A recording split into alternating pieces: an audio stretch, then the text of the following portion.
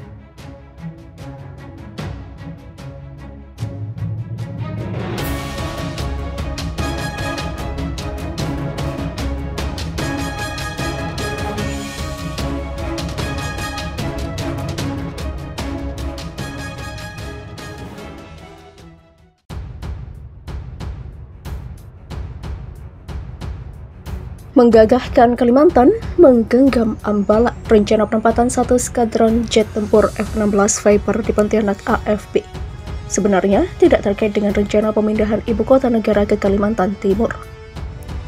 Karena awalnya difokuskan untuk mengawal Natuna lebih dekat ke Natuna, maka rencana penempatan itu menjadi sangat strategis karena sekaligus menjadi payung utama untuk menjaga bumi Borneo yang sedang bergembira dengan rencana kehadiran ibu kota baru. Sementara itu, rencana memindahkan satu skadron jet tempur Hawk di Pontianak untuk dikumpulkan dengan skadron Hawk di Pekanbaru perlu dievaluasi kembali. Akan tetapi, baik distribusi 16 jet tempur Hawk itu diurai ke Tarakan AFP, Natuna AFB, dan Berau AFB. Jet tempur Hawk kita ketahui juga sebagai pesawat pengebom dan ibu kota baru di perbatasan darat langsung dengan negara jiran. Ibu kota baru itu berbatasan darat langsung dengan negeri jiran. Jadi Hawk diperlukan banget di Kalimantan.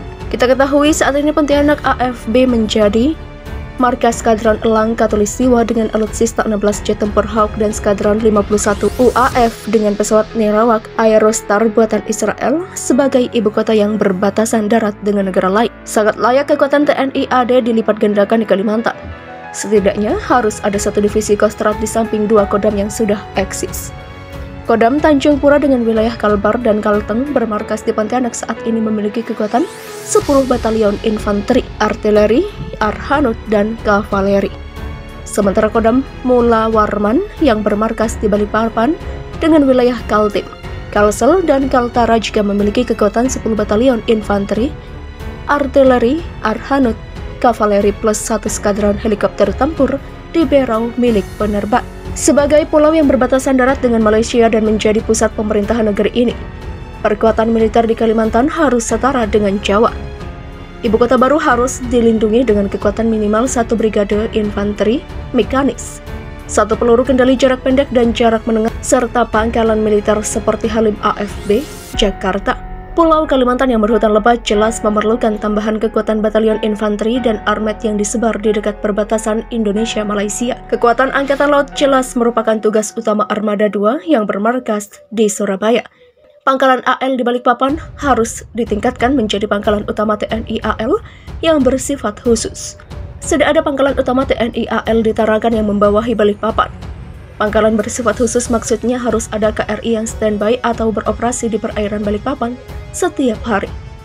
Ingat, Laut Sulawesi dan Selat Makassar adalah laut dalam. Perairan ini sangat ideal bagi perjalanan kapal selam ukuran besar.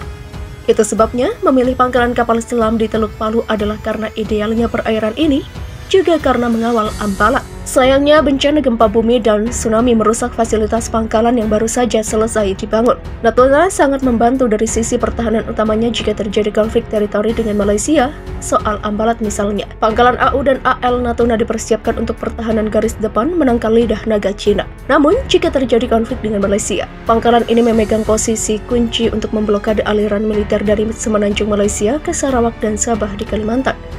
Maka rencana perkuatan militer kita di Kalimantan sehubungan dengan lokasi ibu kota baru. Dari sisi strategi militer menguntungkan Indonesia terutama soal Ambalat. Meski tujuan itu bukan karena Ambalat, sama halnya dengan memperkuat Natuna. Sangat dimungkinkan kehadiran satu divisi Kostrad di Kalimantan, apakah dengan cara membangun divisi baru atau merelokasi satuan-satuan tempur yang tergabung di divisi Kostrad yang ada di Jawa. Artinya akan hadir sejumlah alutsista baru misalnya tambahan tank Leopard, MLRS Astros, artileri Nexter, roket Run, termasuk satuan peluru kendali jarak menengah. Dan semua model perkuatan itu diniscayakan ada di program MEF Jilid 3 2020 sampai 2024. Maka kita bisa saksikan nanti frekuensi belanja alutsista semakin berkibar. Menjelang akhir MEF Jilid 2 yang berakhir tahun ini saja diprediksi akan ada sign kontrak jet tempur F-16 Viper, Hercules seri C, kapal perang fregat, radar, UAV, helikopter Apache, Chinook, dan lain-lain. Semuanya patut kita sambut dengan kebanggaan. Begitulah seharusnya ber-Indonesia, memperkuat benteng pertahanan, mewibawakan marwah ber-NKRI dan memberdayakan posisi geostrategis Indonesia. Pasukan TNI Angkatan Laut tembaki kapal cepat Malaysia. Sebuah kapal cepat Malaysia menjadi sasaran tembakan TNI Angkatan Laut. Peristiwa menegangkan terjadi di wilayah Sei Pancang, Kalimantan Utara. Kapal cepat tersebut dikepung pasukan gabungan pos TNI Angkatan Laut atau Posal Sei Pancang dan tim SFQR atau Second Fleet Quick Response, pangkalan TNI Angkatan Laut Lanal Nunukan. Menurut laporan yang dikutip situs resmi TNI Angkatan Laut, pasukan gabungan Posal Sei Pancang dan tim SFQR Lanal Nunukan berhadapan dengan bandar narkotika dan obat-obatan terlarang atau narkoba asal Malaysia minggu lalu. Menurut keterangan Komandan Pangkalan TNI Angkatan Laut atau Lanal Nunukan, Letkol Laut P. Nonot Eko Febrianto, pihaknya menerima informasi bahwa akan ada penyelundupan narkotika jenis sabu-sabu. Mendengar kabar tersebut dan Lanal Nunukan langsung mengerahkan tim SFQR untuk bergerak. Tim dibagi menjadi dua untuk memantau wilayah laut dan darat.